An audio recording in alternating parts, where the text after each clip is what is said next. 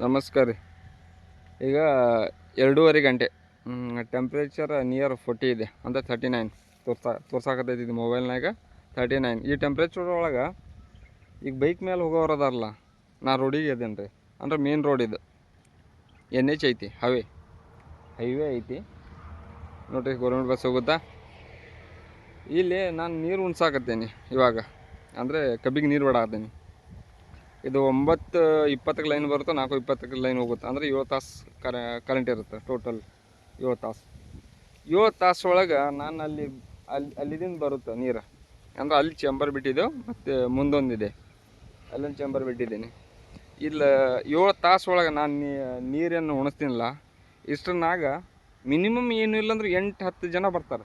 ನೀರು ಕುಡ್ದು ಹೋಗ್ತಾರೆ, ಮುಖ ಗಿಕ್ಕ ಎಲ್ಲ ತೊಳ್ಕೊಂಡು ಹೋಗ್ತಾರೆ. ಯಾಕಂದ್ರೆ ಟೆಂಪ್ರೇಚರ್ ಭಾಳ ಹೆವಿ ಐತಿ. ಸೊ ನನಗೂ ಭಾಳ ಖುಷಿ ಆಯಿತು.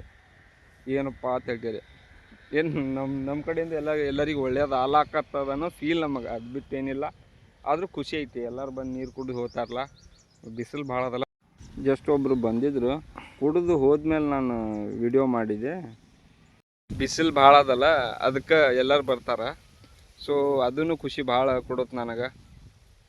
ಏನೇ ಅನ್ರಿ, ರೈತೊಳಗಿರೋ ಮಜಾ ಎಲ್ಲಿ ಇಲ್ಲ ಅಂತ ಅನಿಸುತ್ತೆ. ಯಾಕಂದ್ರೆ ಇಲ್ಲಿ ನಾವೇ ರಾಜರು, ನಾವೇ ಆಳು. ಯಾಕಂದ್ರೆ ನಮಗೆ ಫ್ರೀಡಮ್ ಅನ್ನೋದೈತಿ. ಬೇಕಾದಾಗ ನಾವು ತಿರುಗಾಡ್ಬೋದು, ಎಂಜಾಯ್ ಮಾಡ್ಬೋದು. ಯಾವ ಮೂಮೆಂಟ್ನಾಗ ಎಲ್ಲಿ ಬೇಕಾದಲ್ಲಿ ಹೋಗ್ಬೋದು. ಅಲ್ಲೇ ಗೌರ್ಮೆಂಟ್ ಸರ್ವೆಂಟ್ ಆದ್ರೆ ಅದೇ ಟೈಮ್ ಟು ಟೈಮ್ ಡ್ಯೂಟಿ ಮಾಡಬೇಕು, ಮನೆಗೆ ಹೋಗ್ಬೇಕು. ಅಲ್ಲೇ ಅಷ್ಟೇ ಮನೆಯಾಗಿದ್ದಕ್ಕೆ ಏನೋ ರಿಟರ್ನ್ ಡ್ಯೂಟಿ. ಅಂದರೆ ಅವರಿಗೆ ವೀಕ್ಲಿ ಸಿಗೋದು 1 ಡೇ. ಆದರೆ ನಾವು ಆಲ್ ಟೈಮ್ ಫ್ರೀಡಮ್ ಅಂತ ನಮಗೆ ಅನಿಸುತ್ತೆ.